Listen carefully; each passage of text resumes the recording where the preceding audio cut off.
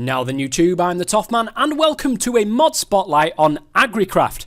Now I'm doing this mod spotlight in a world made from the Regrowth mod pack, which you can find links to in the description below. The Regrowth mod pack has this mod in it, but I really love this mod enough to be able to go ahead and say, yes, I want to do a mod spotlight on this because I want to get it out there. It's a fantastic little mod. If you like IC2 crops and the way that they work, but are not fantastic with the way that they actually work and the way that they implement everything, then watch ahead, guys, because Agricraft really does some very neat stuff with mutations, as well as growing crops, and as well as growing super crops as well, which I'll get into more as we go through this mod spotlight.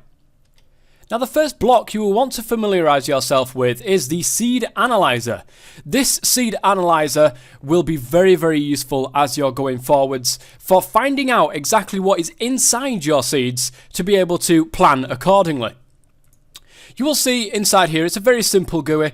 You put your input there. This is the amount of time it takes for that input to process, and there is a little book down the right hand side here, which you can craft here. It's an agricultural journal, and you can see it's crafted with some crops, which is brand new to Agricraft. I'll show you how to craft them in a second. Any types of seeds, and a book and quill in the middle there. The crops are just simply 4 sticks around in a square, and that will get you the 4 crops. Once you've got the book, put the book into the bottom right hand side. Everything you discover from now on, every seed, every different seed that you put into here to be analysed will then get stored into the book. I'm just going to get some normal seeds. Now you can see on the tooltip there, nothing. There's absolutely nothing on that tooltip. What you need to do, get your seeds, put them inside there. The progress bar will go right to the top, and then your seeds are analysed. Now you can see on the tooltip there, things have changed. They now have 3 different stats associated to these seeds. Growth 1, gain 1, and strength 1. What do these things mean? Well guys, the first stat is growth, and that basically means how fast the plant, the seed, the crop, whatever it is that you're planting, will grow. And of course it starts at 1, and the highest tier you can get to is 10. And that varies, the growth of the particular plant. Gain is how much produce you get from one particular crop. So say, for example, the level 1 gain that it is currently will yield 1 item, and will always yield 1 item. However, when you breed forwards and get stronger crops, which I will show you how to do in a moment, for levels 4 to 6, you can get 1 to 2 items. For levels 7 to 9, you can get 2 to 3 items. And from level 10, you can get 4 items from one single crop.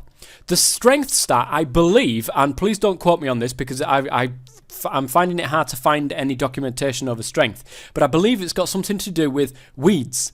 Now, in this mod pack, Regrowth, there is no weeds. Weeds are disabled in a config, and many things can be enabled and disabled within the config files of Agricraft, which is absolutely fantastic for customization, and especially for mod packs, guys. So definitely keep it in mind if you are making a mod pack. It's highly customizable. So I think strength is their resistance to weeds, but again, I cannot be entirely sure. Okay, and now looking at the book on the bottom right, you can see we've discovered 1 seed, which is this one, which is quite awesome. So let's take that journal out, give it a good old look through, and just down the bottom right here, you click and forwards. You can read that if you like. Just pause it and read it. But this one here, seeds. Wheat is a very common but very nutritious crop. Tier 1. It is a tier 1 crop. Fruits are wheat. And of course that is what the gain actually corresponds to, is the amount of wheat it will drop per level. So the growth stages, there is 8 different growth stages. The mutations, you haven't actually found any mutations yet. It's a bit like forestry, bee breeding, tree breeding, all that kind of good stuff. However, you can find it in NEI as well, which again is customizable in the config files. You can turn this off if you are a mod pack maker. You can see there's dandelion seeds in here. And the recipe for that is to mutate sugarcane seeds and melon seeds. Of course, sugarcane seeds you can't get normally. You will have to actually mutate them from seeds and carrot seeds, and you'll get sugarcane seeds from that. I will show you how to mutate things in just a second. So I have a nice, lovely little farm here that I'm going to go ahead and plant my seeds on now. you'll notice that you can't actually directly plant them on. And that is because, of course, you need those crop sticks. These things. Which I'm just going to go ahead and get an infinite amount of, apparently. And let's just pop one over in this corner right here. Now, one click will give you the normal set, just the one set of crops. But if you double click on this, you will get the double cross or the cross crops, or I can't remember what you call them. But I call them cross crops. You get the cross crops, which will allow you then to be able to mutate different seeds. However, when you're planting a seed upon them, it will just pop the cross crop off because that one's actually growing there. If, for example, I put a cross crop right here and I put a cross crop right there, that will eventually spread. Now, if I wanted to breed this with another particular plant, I would just go ahead and get my carrot seeds and plant them here. Basically, this one is connected to this cross crop, this one is connected to this cross crop, and there is a 20% chance, by default, there's a 20% chance of being able to get the mutation, which in this case would be sugarcane seeds, as we found out through NEI. This, of course, can be done without NEI, and it would be a fantastic challenge. It really would be a fantastic challenge to get all of the different types. But 20% chance there, but it will also give a 20% chance here as well. And that is basically how you mutate plants. They have to be fully grown. So let me go ahead and grab some bone meal. Oops, that's not bone meal. Grab some bone meal, get these fully grown. And let's see if we can't get a mutation. Well, that didn't take very long at all. There is some sugarcane seeds. Now, don't forget, guys, when you get any type of seed, make sure that you run it through the analyzer first. I didn't do that with these carrot seeds, but now we've got some sugarcane seeds. We can go ahead and break all of this off. If I wasn't in creative, I would have got that. Get some sugarcane seeds, and of course the carrot seeds. You will get those carrot seeds back, and also the produce. So let's stick the carrot seeds into there, which is fantastic, and let's stick the sugarcane seeds into there as well, and get those found. Got 3 species discovered, and you should be able to see on the carrot seeds, which is the first one now, carrot seeds plus wheat seeds equals, well, just normal seeds, equals sugarcane seeds. And of course we can go to sugarcane seeds and it'll show you how to get them, and of course normal seeds will show you how to get them as well. And that's the basics of mutating plants. And of course it's exactly the same thing for anything that you want to mutate. It's exactly the same. Now the next thing, and the best thing about this, is how to improve upon the stats of these seeds. Well, I'm just going to get normal seeds. I'm going to get some crops, and I'm just going to plant them into there. So you can see the growth 1, gain 1, strength 1. Now there are many different ways to actually go ahead and spread these crops and improve upon their stats. Let me just go ahead and build a nice little bit of an area right here. 3x3 will do quite nicely, I believe. There we go. Is that in range? It may not be in range, slightly. May have to do a nice hole in the floor with a water bucket. Just bear with me 1 second. There we go. Now, get a cross crop. We'll put the crop in the middle there. Now, what I was doing when I first started this thing was I was getting my crops right there. I was planting them there, and I was putting cross crops all around, touching every single side. And eventually, what would happen when it's fully grown, it has the chance to spread. And when it spreads, I believe that's like an 80% chance of it, of the stats improving of the plant.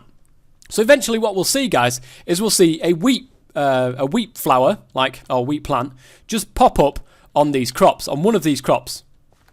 Those will be suspect to improvement of stats. So I will wait until something actually pops off, see if we can actually get a bit of growth here, so that I can show you exactly what I mean. And here we have a little bit of growth. Now I'm actually going to come out of creative for this one, otherwise I will be in trouble because it will just destroy the seed. You can see the seed is not yet analysed. Now this is a direct sprout off this one right here. Let me pop that off. You can see it's unidentified. We need to put that through the analyzer, which we'll do right now. Let's put that into there. And you can see we've actually got a gain of strength by 1. That's not a particularly great gain because when there is a spread of a plant, it has the chance to improve upon its stats by 1. So the best I could hope for from a 1-1-1 crop, which is 1 growth, 1 gain, 1 strength, the best I can hope for is a 2-2-2 crop when it spreads. So I've been a little bit unlucky and I've only got 2 in one particular stat, whereas I've still got 1 in the other 2 stats. This is a slow way of doing it because, oh, I've got another one right here. Let's go and take another look at take a look at that one. Ooh. Stick that into there. And you can see we've got 2 on growth, 2 on gain, and 1 on strength this time. Now, you can do it this way, and then keep replacing this plant in the middle with your better plants. So I would have used that one, say for example. Slap that into there. When that's fully grown, it will go ahead and spread, and then I've got a chance of getting 3 growth, 3 gain, and 2 strength. However, this is not a very efficient way of doing it. This little plant over here is a 1-1-1. Just fill up an entire 4x4 area with cross crops. Now eventually what will happen is it will spread over the entirety of these cross crops, and eventually over here you will get a seed that is at least half decent. So all you need to do is barely keep an eye on it, come back every now and then, harvest them all off, find your best plant, do it again. Put it right in the corner, let it spread all the way through, and when you've got a 10-10-10 crop, that is a super crop. That one will grow really fast, it will yield so much fruit, and of course, if you're using weeds, which this pack isn't, but if you are using weeds, it will be extremely resistant to those as well. Agricraft doesn't end there though. There is a lovely multi-block structure and an irrigation system that's also added in. See, I've got these this little bit of water here that will keep this all hydrated. There is a much better way of doing this. Starting your irrigation system is pretty easy, guys. You need what's called a tank. Now these tanks are actually fantastic. They're a multi-block structure if you use more than one of these. Now you can get them out of any type of wood that you use that's in the pack that you're using. However, you've got to make sure that when you're crafting this, it is made of only one type of wood, otherwise it won't work. You see the material of oak wood planks here? It's really simple. It's just like a bucket shape, just a bit bigger. Just get yourself some wooden tanks. Now, I've gone ahead and made a wooden tank right here. It's on stilts at the moment. This is not part of the multi-block. This, however, is the multi-block.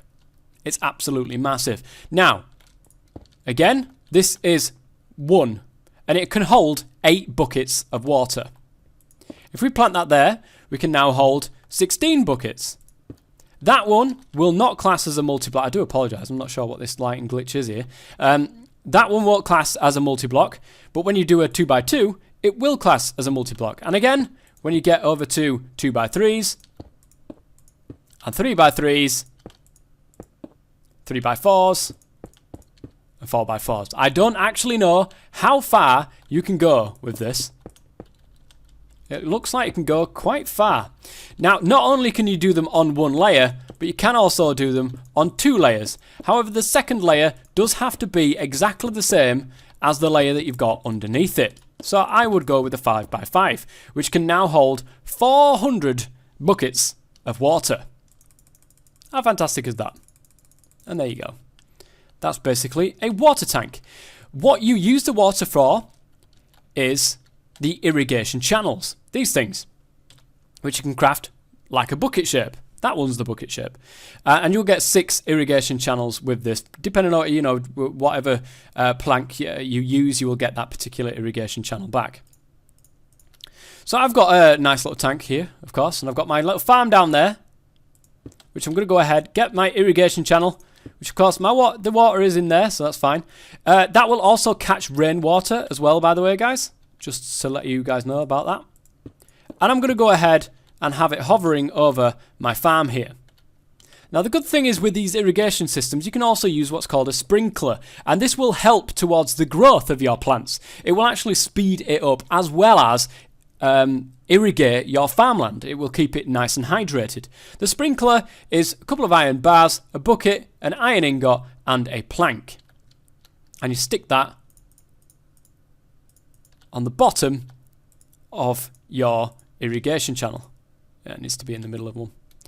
And that will do, I think it is a 7x7 area. Don't quote me on that though. I'm positive it is, but don't quote me on that. I'm sure it's a 7x7 area. And this will, of course, contribute to the growth of these plants, so they will grow now faster. And there you go.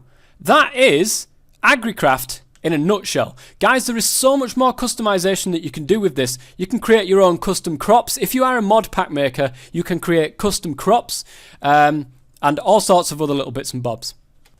Finishing off this mod spotlight with a couple of little tidbits that you might want to know about. In the actual mod, not this particular mod pack, but in the actual mod itself, you can actually get resource crops. And you need a base of that particular ore to be able to grow the crop on top of. And the same works for redstone. If you have other mods that are in that pack in your instance with it, say for like aluminium or lead or silver or something like that, it will also add crops for those as well. I think those have been disabled in regrowth, so I can't show you those. There is also another block that I haven't shown you guys, which is called the wooden channel valve, or any kind of channel valve that you make. Let me show you that one. Oops, that's not how you spell channel, top man. Channel valve. These things can be made out of any of the planks, of course, which is literally an iron ingot, the wooden irrigation channel of whatever wooden plank you're using, and a lever. And that will allow you then to control with redstone. You can see that the lever is on at the moment. It's not letting any more water through here. In other words, when this water is run out that's inside these irrigation channels, it will just go ahead and shut off that sprinkler there. If I want to go ahead and turn it on, for example, I can just let it open, fill up, and then turn it back off again. You could do that as a nice, neat way of keeping track of your farms and how much water they are using. I think that is about it. One last thing to cover, guys. It does have World Gen. It's a village. You can find a greenhouse in a village, and that will have a couple of little farms that are inside. It will also have a water tank and a little bit of a system going on. And it looks absolutely fantastic, guys. The information and also the screenshots of what I've just shown you you can see those in the forum page. A link to the mod, the forum page, will be in the description below. Go ahead, check it out, guys. It really is an absolutely fantastic mod. There is something in it, guys, that for me, I really want to get all of the crops to 10 10 10. It's just one of those I don't know, like I liken it to how I used to play Pokemon when I was a kid. I wanted to just collect everything. I wanted to have everything. And an uber crop at 10 10 10, it needed to be done. I had to get that 10 10 10 crop. And I've been having so much fun with it, guys. It works with magical crops. I think it also works with Pam's Harvest Craft. There's so many mods that it can actually work with now. And the possibilities for mod pack makers are absolutely endless when it comes to these crops. It's absolutely fantastic. Please go ahead and check it out. If you've enjoyed the mod spotlight, please go ahead and leave a like. It would be amazing if you could. Until next time then, guys, I've been the Toff Man. Thank you very much for watching. And as always, stay safe.